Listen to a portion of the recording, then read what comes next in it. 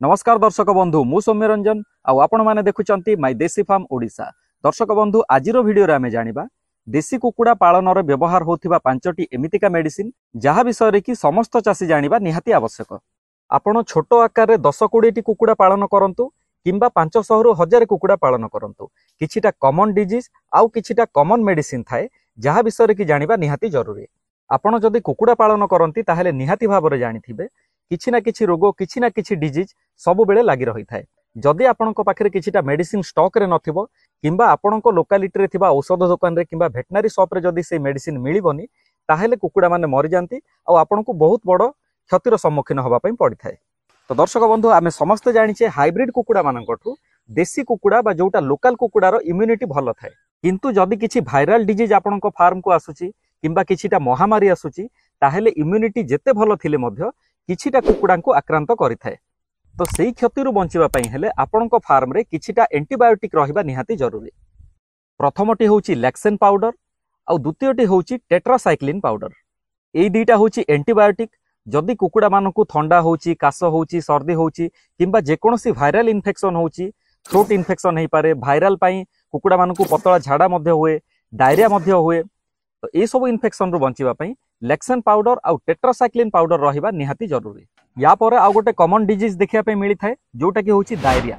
Diarrhoea बहुत मात्रा रे हेई थाए कुकुड़ा मानकु। आपण जदि देसी कुकुड़ा पालन करंती किंबा हाइब्रिड कुकुड़ा पालन करंती ताहेले आपण निहाती भाबरे जानिथिबे सीजन चेंज हेले किंबा कुकुड़ा माने एपट सेपट किछि खाइले किंबा क्लाइमेट चेंज हेले जेकोनोसी सिचुएशन रे कुकुड़ा मानकु अति सहज रे डायरिया रोग धरि थाए।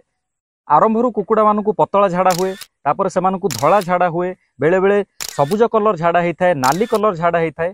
जदि अत्यधिक मात्रा रे डायरिया होउची ताहेले कुकुड़ा मानकर ओजन कमी जाई थाए अंडा दियंतिनी आ बहुत अधिक हेले कुकुड़ा मानक मोर्टालिटी मध्य हेई थाए। सेमितिरे तो डायरिया पई बहुत सारा मेडिसिन अछि।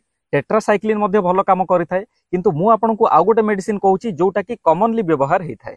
सेही मेडिसिन टी होउची सिप्रोजोल टी। सिप्राजोल टी व्यवहार कले जो कुकुड़ा माने आक्रांत हेइचंती सेमाने मध्य भलो हेइथांती आ जो कुकुड़ा मानकु डायरिया डेइनी सेमानकु मध्य प्रिवेंशन रो काम करिथाए। दर्शक बंधु कुकुड़ा पालन रे आउ गोटे मारात्मक रोग देखिया पे मिली थाए जोटा कि कुहा जाय कॉक्सिडियोसिस। कॉक्सिडियोसिस कोन हुए कुकुड़ा मानक झाड़ा रे पतला झाड़ा सहित रक्त मध्य देखिया पे मिली थाए। आ जदि आपणको फार्म रे कुकुड़ा मानकु कॉक्सिडियोसिस हे जाईची आ आपण जानि पारि नाहंती बहुत लेट करूचंती ताहेले अधिकांश कुकुड़ा मरि जाईथांती। तो कॉक्सिडियोसिस पई सबुटु भलो मेडिसिन हला सुपर कॉक्स। जदि आपणको पाखरे सुपर कॉक्स अछि आपण जदि सिम्पटम देखिले आरंभरू जदि कुकुड़ा मानकु दउचंती ताहेले कुकुड़ा माने इजिली रिकवर करि जिवे। दर्शक बंधु केवल डिजीज पई फार्म रे लॉस हे न थाए।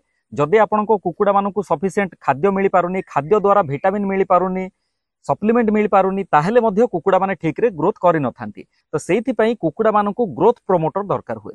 मार्केट रे बहुत सारा ग्रोथ प्रोमोटर मिलुची किंतु जिप्रोमिन सबुठु भलो रिजल्ट देई थाए। बहुत चासी जिप्रोमिन को व्यवहार करिथांती।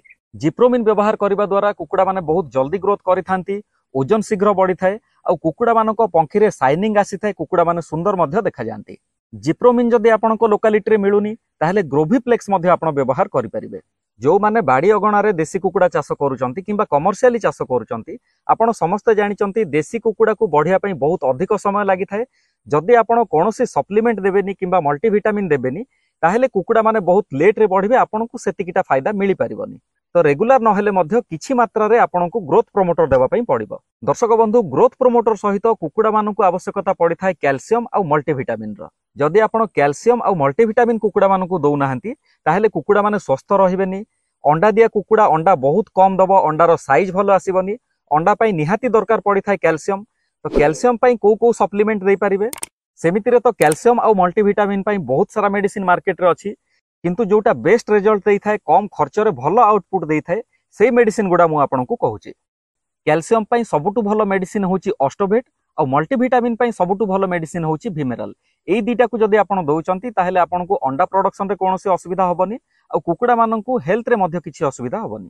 दर्शक बंधु या परे रहिछि सबुठु इंपोर्टेंट मेडिसिन जोटा कि होची लिवर टॉनिक। आपण जेकोनोसी मेडिसिन दियंतु जेकोनोसी सप्लीमेंट दियंतु जदि आपण लिवर टॉनिक दउ नाहंती ताहेले कुकुड़ा माने स्वस्थ रहिबेनी खाइबा हजम करि पारिबेनी। तो मार्केट रे बहुत सारा लिवर टॉनिक मिलुची आपण जेकोनोसी लिवर टॉनिक आनिकी कुकुड़ा मानकु देई पारिबे। तो दर्शक बंधु आपणको फार्म रे को रोग देखिया पे मिलुची आपण कमेंट करंतु। सेही रोग पई को मेडिसिन दरकार आ केते डोज रे दरकार या ऊपर मु डिटेल रे वीडियो बनेबी। तो मु आशा करे ई वीडियो आपण बहुत किछि शिखि पारिथिबे। पुणी थरे देखा हबा आउ गोटे नुआ वीडियो रे।